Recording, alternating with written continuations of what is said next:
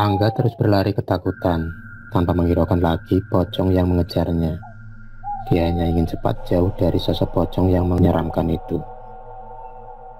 Tampak dari kejauhan, Angga melihat ada sosok lampu sepeda motor yang mendekat ke arahnya. Kini, hati Angga menjadi lega.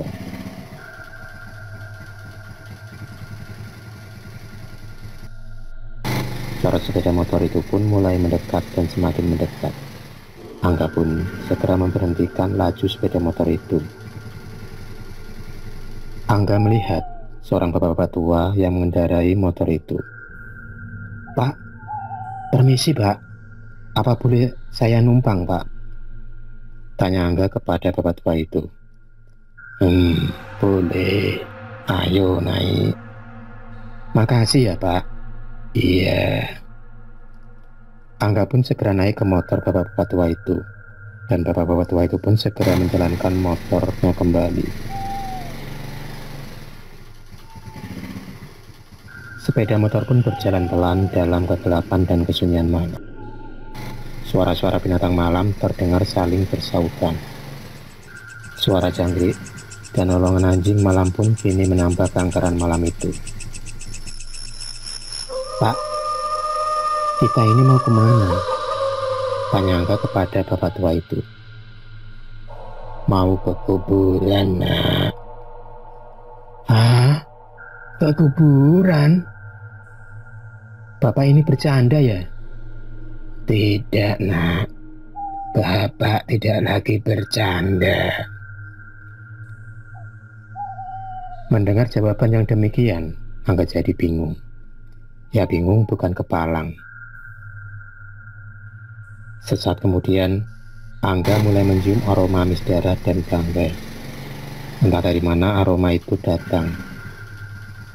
Dan kini semakin lama, semakin terasa tercium dari hidungnya. Aneh, sekarang aku kok mencium bau amis darah ya, dan bau bangkai yang menusuk hidungku. Bau apa ini? Gumam Angga di dalam hati. Angga masih belum menyadari apa yang terjadi. Benar juga, tak lama kemudian, sampailah mereka di suatu area yang sepi dan tampak mulai terlihat sebuah pemakaman yang dinaungi pohon-pohon besar. Melihat hal ini, Angga yang masih duduk membonceng bapak tua itu pun mulai cemas dan dilanda ketakutan. Keringat dingin mulai bercucuran. Belum habis rasa takut Angga, tiba-tiba motor berhenti dan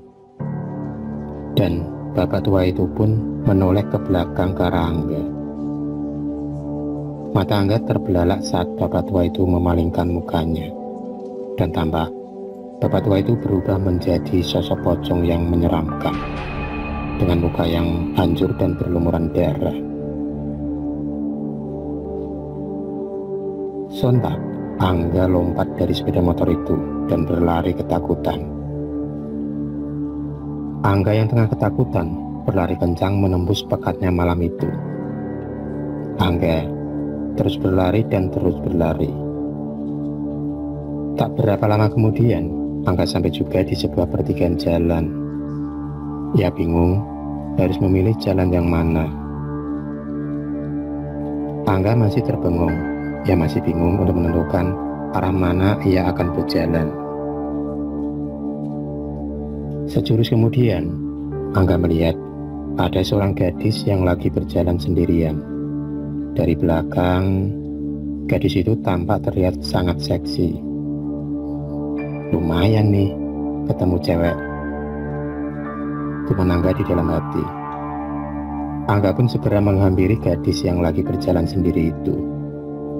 Angga kemudian segera menyapanya, dan akhirnya mereka pun berkenalan. Nama gadis itu adalah Lestari. Ya, Lestari. Ternyata nggak salah pandangan Angga dari belakang. Memang benar, gadis itu ternyata cantik dan seksi. Sambil berjalan berdua, mereka pun ngobrol ngalor ngidul. Tampak dari kejauhan sebuah rumah dengan nyala lampu yang temarang. Ternyata Rumah itu adalah rumah Lestari. Sesampai di depan rumah Lestari, Lestari pun mengajak Angga untuk mampir ke rumahnya. Angga pun mengiyakan ajakan Lestari. Kapan lagi nih malam-malam diajak mampir cewek cantik, seksi lagi. Lestari segera melangkah membuka pintu, dan mereka berdua pun segera masuk ke dalam rumah. Kemudian Lestari mempersilahkan Angga untuk duduk di kursi tengah. Kemudian Lestari berjalan melangkah menuju ke belakang. Tak berapa lama kemudian, ia sudah kembali sambil membawa secangkir kopi. Dengan agak malu, Angga segera menerima secangkir kopi hangat itu.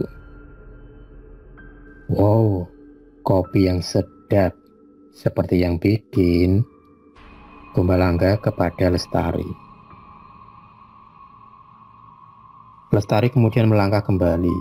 Kali ini ia menuju ke sebuah kamar. Mungkin kamarnya kali. Angga segera menikmati kopi bikinan Lestari. Bau harum dan wangi mulai merasuk ke dalam hidungnya. Namun, ada yang aneh. Angga mulai merasakan mencium bau bunga melati dalam kopi yang ia minum. Dan seperti bau-bau bunga sesajen.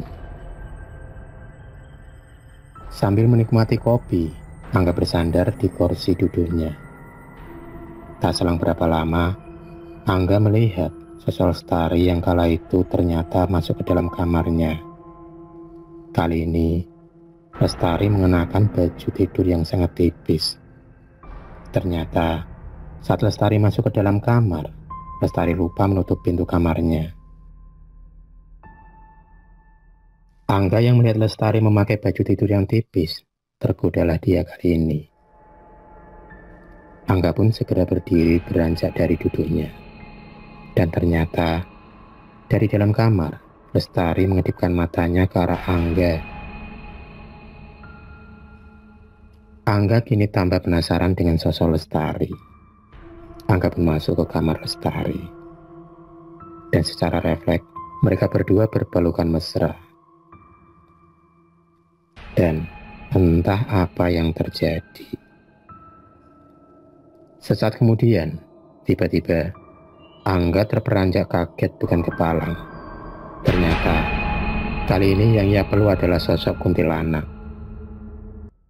Angga pun langsung lari ketakutan, dan diiringi suara tawa Mbak Kunti yang sangat khas sekali.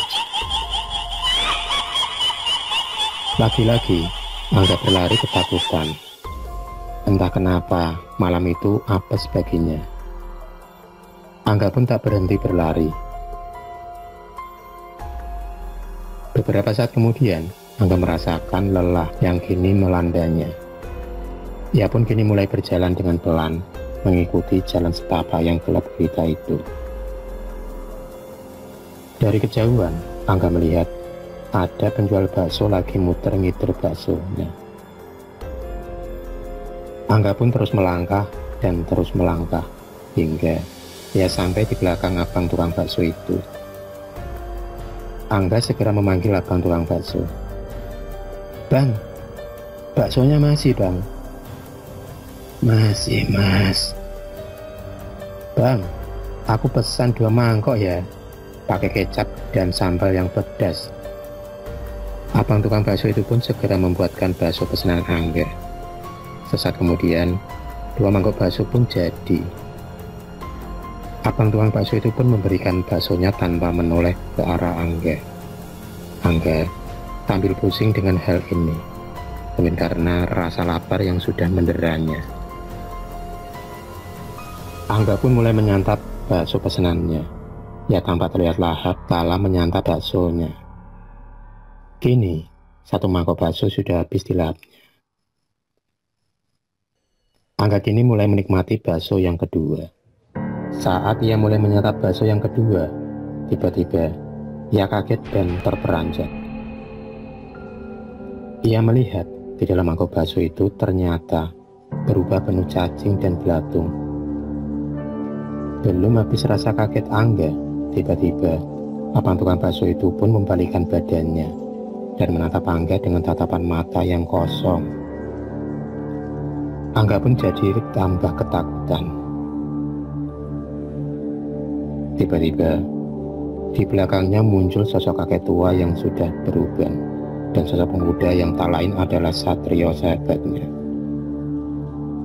Aneh, seketika itu, abang tukang bakso itu berteriak dan terdengar ledakan yang keras, bersama dengan hilangnya sosok abang tukang bakso beserta gerobaknya. Kakek tua itu dan Satrio pun segera menggandeng tangan Angga. Tiba-tiba, Angga terbangun dari tidurnya, dan dia masih tampak ketakutan. Namun, kali ini dia berubah kebingungan saat ia melihat Satrio, Tommy, dan adiknya ada di depan matanya. Ia pun kemudian melihat sekelilingnya. Ternyata ia masih di dalam rumah di depan TV. Ternyata Angga bermimpi.